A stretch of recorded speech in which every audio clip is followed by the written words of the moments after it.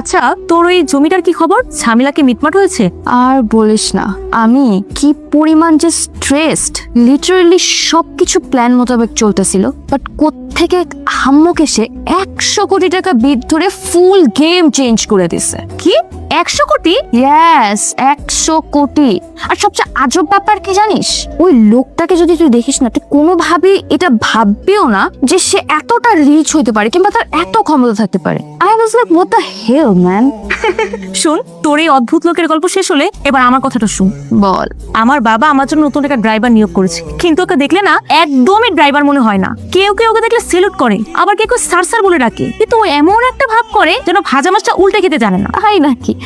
Very interesting. আমি না কিছুই বুঝতে পারছি না, হু ইজ হি? ওর আচরণ একদমই সাধারণ, কিন্তু ওকে ঘিরে যে ঘটনাগুলো ঘটে সবই অসাধারণ। ম্যাডাম, আপনি চা। কি ব্যাপার সাহেব, তুমি এখানে? তোমাকে না মা বলেছে বিশ্রাম নিতে, মোটু পান্ত কোথায়? তুমি চা নিয়ে আসলে কেন? ম্যাডাম, ওয়েট, আপনি এখানে কি করছেন? সি ম্যাডাম, আমি তো আসলে কিছু বুঝতে পারলাম না। এই, তুই কি সাহেবকে চিনিস নাকি? আপনি আমাকে চিনতে পারছেন না? Are you kidding? কি কোন ম্যাডাম, এই জীবনে প্রথম আপনার লগে আমার দেখা হইলো, আপনি চিনমু কইতে?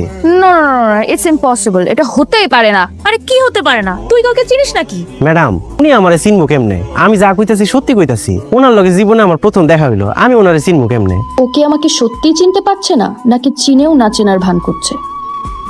এই রহস্য তো আমি বের করবই, তবে তার আগে মানহাকে কিচ্ছু বলা যাবে না। কি রে, কি ভাবছিস এত? না কিছু না।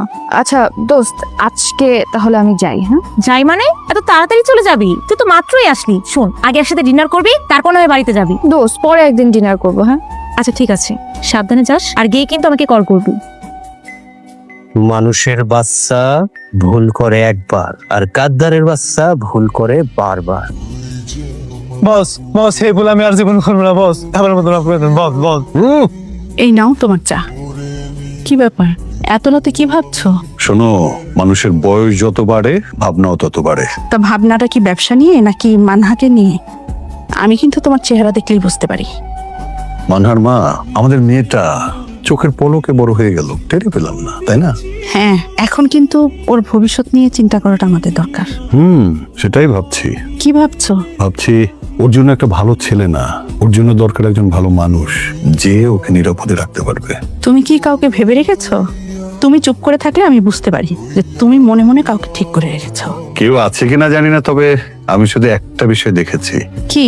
যেই ছেলে তার নিজের জীবনের ঝুঁকি নিয়ে অন্যের জীবন রক্ষা করতে পারে, সে নিশ্চয়ই খারাপ না। তুমি